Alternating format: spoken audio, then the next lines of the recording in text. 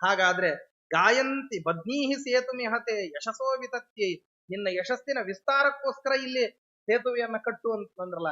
ಏನ್ರಿ ಸೇತುವಿನ ಮಹತ್ವ ಅಂದ್ರೆ ಅಂತಾರೆ, ಬಹಳ ಅದ್ಭುತವಾದಂಥದ್ದು. ಸೇತುಂ ದೃಷ್ಟ ಬ್ರಹ್ಮಹತ್ಯಾಂ ವ್ಯಪೋಹತಿ. ಯಾವನು ಬ್ರಹ್ಮಹತ್ಯ ಮಾಡಿರ್ತಾನಲ್ಲ, ಅವನು ಬ್ರಹ್ಮಹತ್ಯ ಮಾಡಿರ್ತಕ್ಕಂತಹ ಪಾಪವನ್ನ ಕಳ್ಕೋಬೇಕಂದ್ರೆ ರಾಮಸೇತುವನ್ನ ದರ್ಶನ ಮಾಡಬೇಕು. ಅದರಲ್ಲಿ ಅಗ್ರೇಸರ್ ಯಾರಪ್ಪ ಅಂದ್ರೆ, ಇನ್ನೆಲ್ರಿಗೂ ಬ್ರಹ್ಮಹತ್ಯ ಬಂದ್ರೆ ಬಹಳ ದೊಡ್ಡ ಬ್ರಹ್ಮಹತ್ಯ ಅಲ್ಲ. ಯಾಕೆಂದ್ರೆ ಈ ಬ್ರಹ್ಮಹತ್ಯ ಎಲ್ಲ ಪರಿಮಾರ್ಜನ ಮಾಡ್ಕೋಬಹುದಾದಂಥದ್ದು. ಇದು ಬ್ರಹ್ಮನ ಸಂಬಂಧಿಯಾದ ಬ್ರಾಹ್ಮಣನನ್ನ ಹತ್ಯ ಮಾಡಿದ್ರಿಂದ ಬ್ರಹ್ಮಹತ್ಯ. ಆದ್ರೆ ನಿಜವಾದ ಬ್ರಹ್ಮದೇವರನ್ನೇ ಹತ್ಯ ಮಾಡಿದ್ರೆ ಅದನ್ನ ಯಾರು ಮಾಡಿದ್ರಂದ್ರೆ ರುದ್ರದೇವರು ಮಾಡಿದ್ರಂತೆ. 5ನೇ ಶಿರಸ್ಸನ್ನ ಬ್ರಹ್ಮದೇವರದನ್ನ ಕತ್ತರಿಸಿದಾರಂತೆ. ಯಾರು? ರುದ್ರದೇವರು. ಯಾರ ಆಜ್ಞಾದಿಂದ? ಪರಮಾತ್ಮನ ಆಜ್ಞಾದಿಂದ. ಕತ್ತರಿಸುವುದೇನೋ ಕತ್ತರಿಸ್ಬಿಟ್ರು, ಪರಮಾತ್ಮ ಆಜ್ಞಾ ಮಾಡಿದ. ಕತ್ತರಿಸಿದ ಮೇಲೆ ಆ ಕಪಾಲ ಬಿಡಬೇಕಲ್ಲ, ಅದಕ್ಕೆ ಕೈ ಬಿಡ್ಲಿಲ್ಲ. ಅದು ಬ್ರಹ್ಮಹತ್ಯ.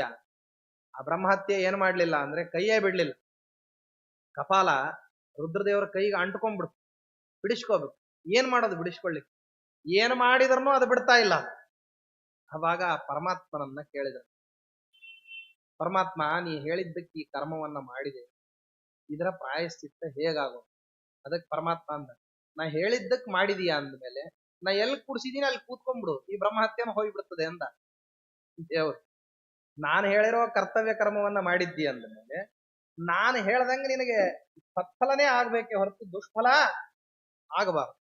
ಅದಾಗಬಾರ್ದು ಅಂದ್ರೆ ಏನು? ಇದನ್ನ ಯಾವಾಗ ನನ್ನ ಮಾತು ಕೇಳಿದೀವಿ, ಇನ್ನೊಂದು ಮಾತು ಕೇಳಂದು ಏನು ಅಂತಂದ್ರೆ, ಈ ಬ್ರಹ್ಮಹತ್ಯ ಅನ್ನೋದು ಪರಿಹಾರ ಜಗತ್ನಲ್ಲಿ ಯಾರಿಗಾದ್ರೂ ಆಗಬೇಕು ಅಂತಾಗಿದ್ರೆ ನಾನು ಕಟ್ಟಿರ್ತಕ್ಕಂತಹ ಸೇತುವೆಯನ್ನು ಯಾರು ನೋಡ್ತಾರೋ ಅವರ ಬ್ರಹ್ಮಹತ್ಯ ಕಳ್ಕೊಂತಾರೆ ಅಂತ ಅನ್ಲಿಕ್ಕೆ ಮೊದಲನೇ ನಿದರ್ಶನ ಯಾರು? ನೀನೇ ಅಂತ ಆಗಬೇಕು. ಅದಕ್ಕೋಸ್ಕರ ಪರಮಾತ್ಮ ಏನ್ ಮಾಡ್ದ?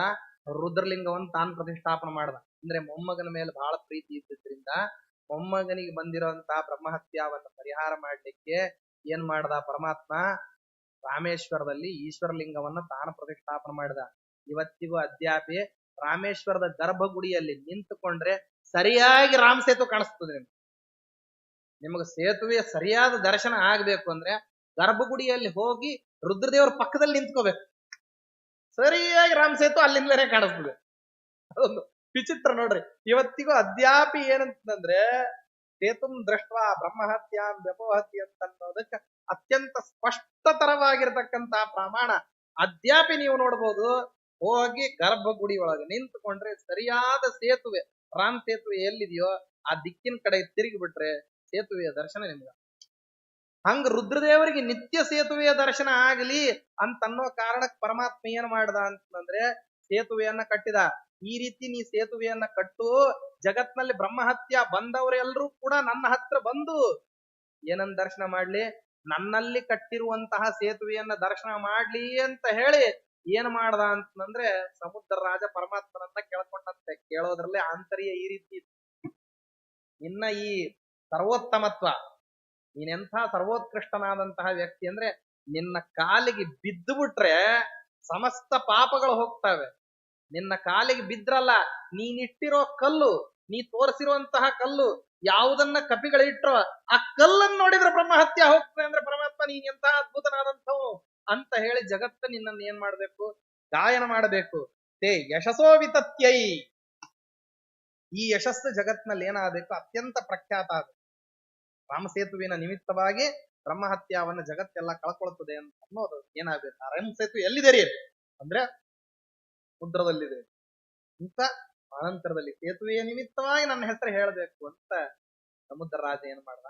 ಮೊದಲನೇ ಬಯಕೆಯನ್ನು ವ್ಯಕ್ತಪಡಿಸಿದ. ಪರಮಾತ್ಮ ಇದನ್ನ ಪೂರ್ಣ